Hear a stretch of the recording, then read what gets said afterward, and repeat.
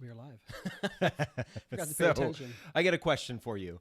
Before we dive into this, how many of you clicked on this because of the guns on the image that is the lead image of this video? That's the only reason I'm here. Really, right? I was looking for an actual image of a superhero that I could use that was available and free, but clearly I did not find one. But exist. I think that this, that's oftentimes what we think of when we think of a super person is somebody, especially gay men. We think of somebody who's. I think of Captain America. Right, exactly. So I mean, Chris Evans had those huge. Or Thor. I like Thor. The huge guns in the movie, but we think of somebody who is very big, bold, confident, right? That's oftentimes what we picture when we think of a super person, a super gay man especially.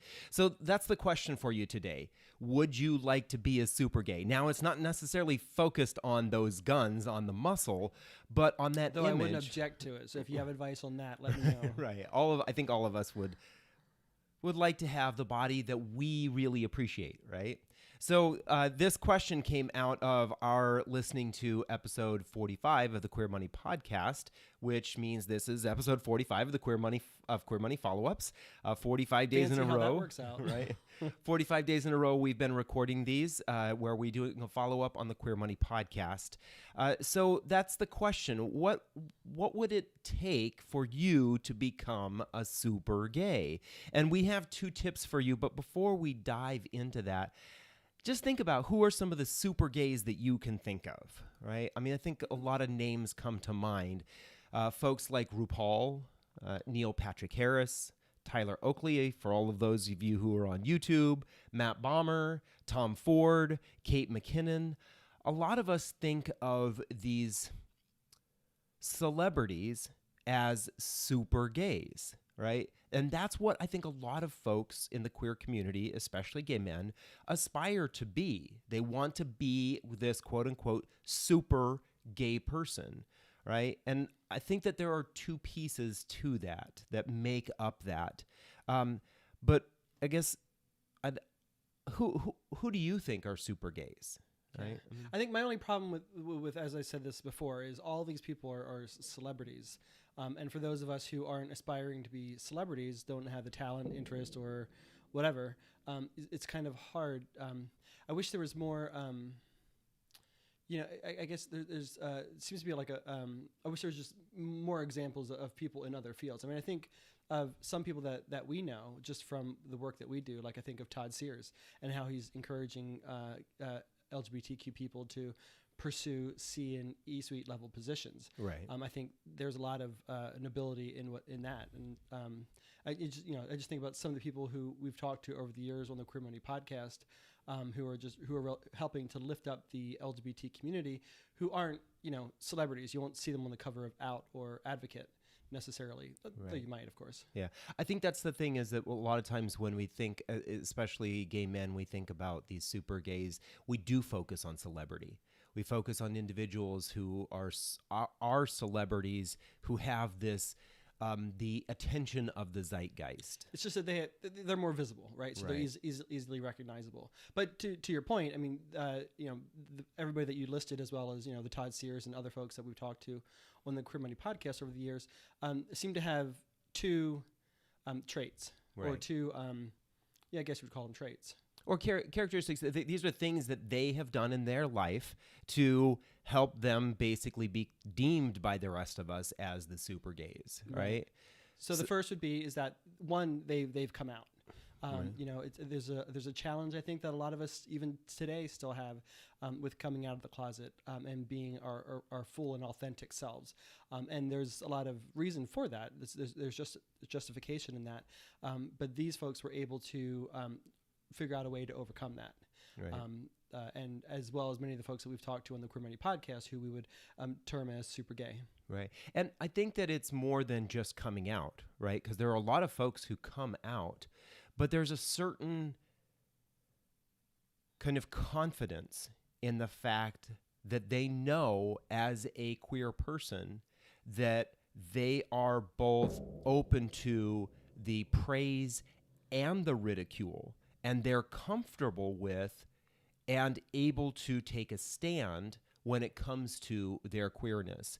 Not that they're going out there and being aggressive, or that they are being demeaning to others because they maybe don't understand why people are queer or don't have acceptance. They just have the confidence that I'm a queer person and it doesn't matter what you think. Right. And that's it, right? I'm gay, I'm lesbian, I'm trans, I'm bisexual, and so what? Yeah, get over it. Right. And we're here, we're queer, get used to it. Exactly. And I think that that's one of the strengths that these super gays have, is that they don't cower in their queerness, but they also don't aggressively attack in their queerness. Right. And, I would think, I'm looking at some of the names that you listed here. Maybe more so for Neil Patrick Harris than anybody else on this particular list. He had a lot to risk with coming out of the closet, right? Because when he was on Doogie Howser, I don't think it was publicly known that he was gay. RuPaul kind of like started his career being gay, so and that could have actually meant that his career went nowhere, but he was able to push through and persevere regardless. Neil Patrick Harris had an entire career and a whole lot of opportunity. I mean, he was really young when he was doing Doogie Howser, and so him coming out was a huge risk. He could have lost everything, and we know stories of all sorts of male of LGBTQ people who come out in the middle of the height of their career, and then things spiral, kind of go south for them. Yeah. But they were able to. So the idea is, figure out, like, muster the courage, whatever you need to do to come out. Find whoever it is that you need to inspire you, whoever connects with you. We all have different people who we resonate with and who inspire us. Find that person for yourself, and then do what you need to do to come out, because your superpower is hidden in there somewhere. Right. And I think, when you think about these folks, what would they be if they hadn't come out? They would be just, well, with the exception of RuPaul, I think, the ones we've listed, but a lot of folks would just be their profession, right? They would be an actor. They would be a YouTuber. They would be a comedian like Kate McKinnon. They would be a designer like Tom Ford. They would have that, but they wouldn't necessarily have the queerness. And I think that there's a little bit of superpower that comes with the folks that actually do come out, right? I mean, I think that there's a lot of, we all know of folks that are celebrities or well known, that there's been a lot of talk about them being queer or them being gay, them being lesbian, and they are not out. And there may even be evidence out there that proves that they are, but they're still not out. There are Republican senators like that. Oh, you're right. But if you're hiding, okay, let's just put it this way. Let's think of Captain America. Is there anything that Captain America would truly hide? When you think of somebody who's hiding, that means that they don't feel confident in whatever it is that they're trying to hide. Well, that's right? That's the whole point of, not the whole point, I should say, but that's the reason why a lot of people connect with the superhero genre, is because these people were deemed as freaks, so to speak, and they've owned their freakness, and in that transition they've become superheroes. Right. And I would argue that all these people who we've listed are inspirational, and they're sort of talismans for LGBTQ folks throughout the community. But if they didn't come out, they wouldn't be that inspiration. But maybe more importantly, if they didn't come out, how would they be? How would they feel? I mean, we've talked about on the Queer Money podcast several times, I think specifically with Jay Allen when he was on the first couple of podcasts, where he talked about, when you're at work, I want you to give 100%. And if you're hiding something about yourself, then you can't give 100%. You're spending energy masking some part of yourself. Right. And, there was that study that came out a couple years ago that something like 70 to 80% of people are hiding something about themselves at work.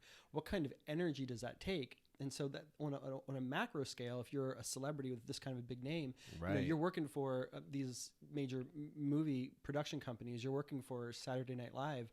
You're working for I guess it was Tom Ford works for himself. A design company. All of those companies and the leaders of those companies want you to bring your A++ game.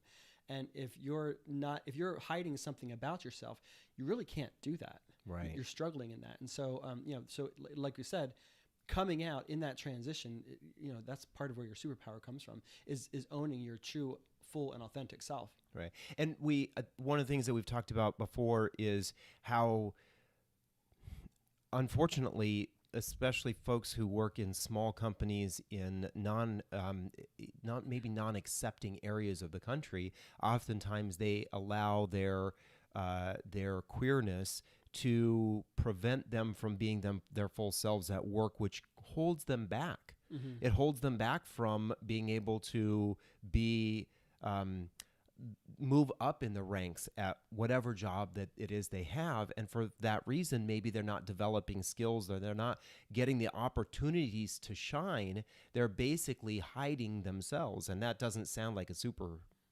anything, right? Tip number 1 is to come out, find the courage, find the inspiration, find the person, whatever you need to gain the courage to come out and be your full and authentic self. And then tip number 2 is that all of these folks and many of the people who have been on the podcast that we would list as superheroes in the queer community are successful. They've pursued whatever it is their passion is. They figured out what their purpose is. They've done all the work to figure out what that is, and then they've put in the work to try to get there. And they've had to use a combination of grit and passion and tenacity and determination and drive, and they've done the work. And regardless of what anybody may have told them that you can't do that, or what makes you so special, or queer people can't do that, or you're too queer, they looked past that, and in some cases they've really embraced that, and they've monetized it. I'm thinking specifically of RuPaul. Exactly. I'm sure. I don't know him, and I don't know the people around him, but knowing the times and place that he came from, I can't help but think somebody at some point or another, either directly or indirectly, said to him, you just can't be that way on TV. Right. Yeah, exactly. Or, when he was being that way, they just said, no one's ever going to put you on TV. And then somebody eventually did. Right. And at some point in the history of the world, even my grandfather, before he died, was watching RuPaul's Drag Race at 95 years old. But I want to get back to this point of what it takes to be successful, because I think a lot of us, we talked a little bit about this yesterday, that a lot of people discount what it takes to get to the point that people are at, that they want to get to, right? They want to be successful. They want to be that person on TV. They want to be that singer. They want to be that person who has access to all of those opportunities, but they discount what it takes to get there. And I think it's very interesting. I looked up a little bit about Matt Bomer, who is 42 right now. He started his acting career, when he was 17 years old. He was going to college. He would spend an hour at night, get off of school, drive an hour to where he would put on a play, drive an hour back, then do his homework, and get up the next morning and do the whole thing over and over again. And so here's somebody who was probably putting in about 20 hours, 15 to 20 hours a day, so that he could develop and hone his craft as an actor. And it took him a long time to get to the level that he is at today. And for a lot of gay men, especially gay men in their 30s and 40s, they would love to have the career that he has. They would love to look like him. They would love to have the relationship they have. All of that. They want all of that. But it started when he was 17, when he had the determination, the drive. He put in the work. And so that's the other thing that I think is so super about these people. I mean, think back to Kate McKinnon. Kate McKinnon was on the Big Gay Sketch Show, which I think was started in 2003 or 2004, right? We were living in the basement at the time. We watched that. Right. And today she is all over the place. And people may say, oh, well, she was an overnight success, but she put in years and years of work as a comedian before she got that level of success to be on the Big Gay Sketch Show, which was on Logo. And it took years after that before she finally made it onto Saturday Night Live. And I'll caution, I think, some of the indirect message that I'm getting from you here, which I don't think you're intending on saying, but that if you don't start early enough, you're not going to be able to get to fulfill your purpose. And I think for a lot of LGBTQ people, that because we struggled to come out, or for whatever reason couldn't come out, for the myriad reasons why that may be, and we didn't actually feel like we could become ourselves until our 20s and 30s, I think that there's sometimes this feeling of, okay, I've missed my prime. I should just ride this wave of that I'm at. Stay comfortable, not disrupt the boat too much, and just stick with what I'm doing.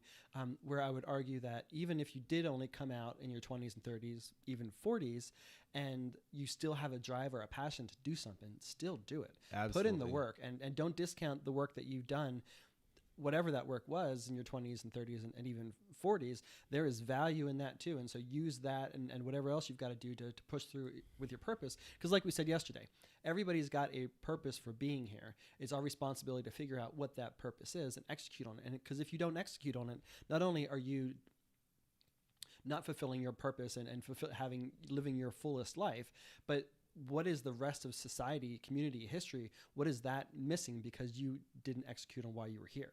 There's a lot to be said for executing and fulfilling on your purpose. Right. I think you talk about the time frame when folks start or they do this. Think about Henry Ford didn't start the Ford Motor Company until he was 45. Yeah. Right. A lot of gays say you're done. You're over with when you're 45. Well, fuck that, right?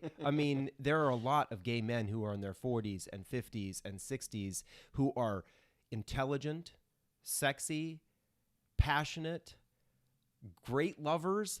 There's a lot of great. Thank you. I appreciate right. it. There are a lot of great gay men out there that are that age, and you can be one of them too. But getting back to this idea of what it takes to become successful, I think that there's every situation is different, but I think there's a mix of grit and passion and tenacity and determination and luck. I will agree that for some people, there's a lot more luck that got them to where they're at. But there was also a lot of work that went in before that got them prepared or ready for that luck, right? You don't just grab somebody off the street, put them in a movie, and they win an Oscar, right? There's obviously something that happened long before that helped that person get to that point that they were ready to actually get up and be on the stage, right?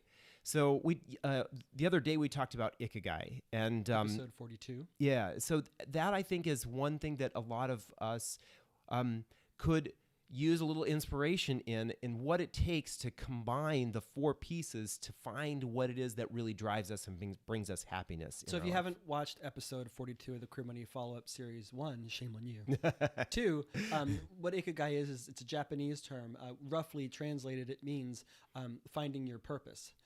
And that's it's basically a Venn diagram of sorts of 4 overlapping points to help figure out what your truest, most authentic, deepest purpose is. And the idea is to try to have all 4 of those components so they overlap, so you can really manifest that and not only serve the world and serve yourself, but also be able to make money in the process, because that's important too. Yeah. Getting back to this whole idea of happiness, that's part of our passion is. We see a lot of gay men, especially, but the queer community, but we're from gay men because we're 2 gay men. We know. Are you gay? We know a little bit about being gay men, but we have a passion around helping more gay men become their fullest selves, living their best lives. And there's a lot of pieces to that. And those pieces are founded on having direction and purpose, having an ikigai, but then knowing what it is that you want for a relationship and what you want your love life to look like, what you want your financial life to look like, and understanding that adds value to your life. If you think that the rich are bad, you need to stop doing that because you're holding yourself down financially. Well, that, and very often we discount financial security to outperform in other areas, such as trying to attain love or trying to achieve the ideal lifestyle, when lifestyle is a component of a happy gay life. But sometimes we sacrifice financial security to try to win in every other category, when actually financial security is as important as any other category, because it creates a lot of mental and physical anxiety. Yeah.